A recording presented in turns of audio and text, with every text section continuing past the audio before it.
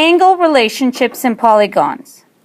What we're looking at here is different polygons. There are polygons called convex polygons, which is a polygon with no part of any line segment joining 2 points on the polygon outside the polygon. And a concave polygon is a polygon with parts of some line segments joining 2 parts on the polygon outside the polygon. Now this may seem confusing, but let's look at the diagrams to understand why these are called convex and concave. So these 2 polygons here, one is convex and the other one is concave, and here's why. I can connect one vertex to any other vertex on this polygon. And by doing that, what I'm showing you is that none of these lines go outside of the polygon. That's known, everything stays inside the polygon. And because it stays inside, then it is a convex polygon. Now, why the other one is considered concave? Well, let's see. I can take one vertex, one corner point, and connect it to another corner. And notice right away that this line joins the other corner point on the outside of the shape. And I can draw another one to show you how it does outside and inside the shape. Because of that, this polygon is considered concave. So there are concave and convex polygons. Now a 3-sided shape is known as a triangle. A 3-sided polygon is known as a triangle. A 4-sided shape or polygon is known as a quadrilateral. A 5-sided shape is known as a pentagon. A 6-sided shape is known as a hexagon. A 7-sided shape is known as a heptagon. An 8-sided shape is known as an octagon. So you should know the names of these shapes. A regular polygon is a polygon with all sides equal and all interior angles equal. So this is very important to note. When you have something called a regular triangle or a regular pentagon or a regular hexagon, basically any regular shape, that word regular implies that it is a shape or polygon with all sides equal and all interior angles are equal. So you won't necessarily be shown that visually, but you might be told that it is a regular polygon. Next, the sum of all the interior angles of an n-sided polygon is 180 degrees times n minus 2, where n is the number of sides in the polygon. So an 8-sided shape, for example, will have 180 degrees times 8 minus 2. Which equals 180 degrees times 6, which is 1,080 degrees. Now, something else to note is the sum of all exterior angles.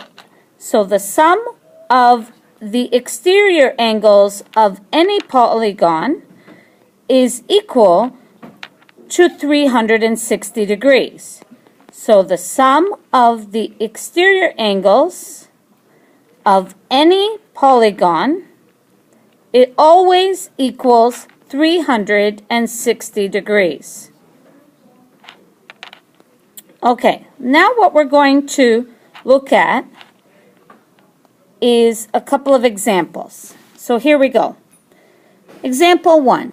How many sides does a polygon have if each of its interior angles measures 140 degrees? So what we need to do here is determine how many sides there are if each of the interior angles measures 140 degrees. So it would be a regular polygon. Well, I know that every shape using the PAT formula, Polygon Angle Theorem, is at 180 degrees times n minus 2. N is the number of sides. And that will equal 140 times n. Let's go through this again. This is the Polygon Angle Theorem, so the formula that we use to determine the total number of degrees in the actual shape.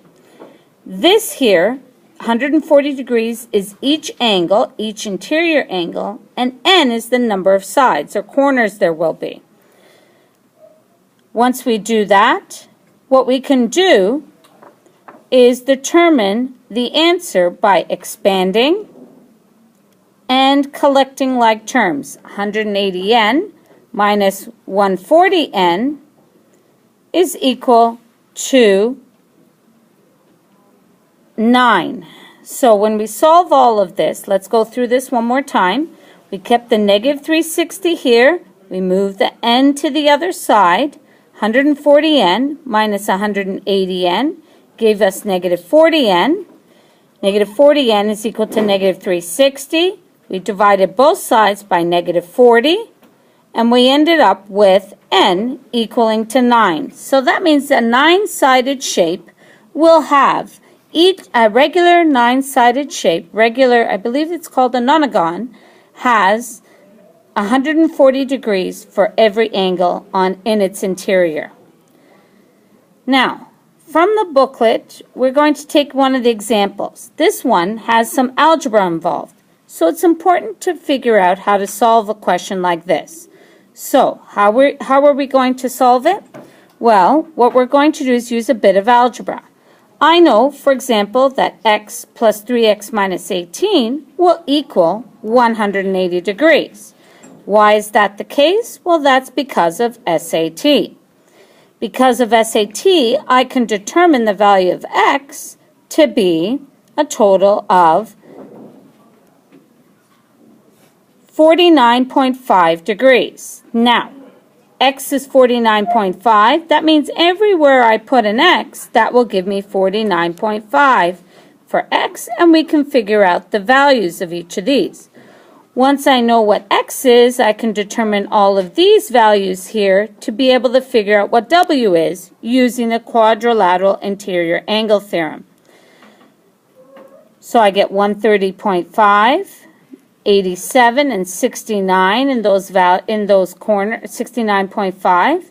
And then using SAT, I'm able to figure out Z is 110.5 degrees. I can figure out that Y is equal to 93 degrees because of SAT as well. And finally, U, I can figure out to be 180 minus 73. So that will be 107. So this U value here will be 107 degrees using SAT. So this W turns out to be using QIAT, 73 degrees, and 180 minus 73 will give us 107. Now another way we could have used it is use the quadrilateral exterior angle theorem that says all of these should add up to 360 degrees because they are exterior angles. 110.5 plus 49.5 is 160. 160 plus 107 is 267. 267 plus 93 equals 360 degrees. So the exterior angle theorem could also work here. Next, also from your workbook, another question. How do you determine the value of, let's say, x? Well, we know, for example, that x, everything has to be in terms of x. Everything, all w, x, z, and y have to be in terms of x. To do that, we know that z is equal to y because of PLTZ. I know that w is equal to, so 2y plus x is equal to 180 because of SATT. That means that 2y is equal to 180 minus x. Y is equal to 90 minus x over 2. The reason why it's equal to 90 minus x over 2 is we're isolating for y in terms of x. So we're developing a formula for y. And that in case we've determined the formula for z as well. The last one is w. What is the value of w? Well, W will have the same value of X because we're using PLTC twice.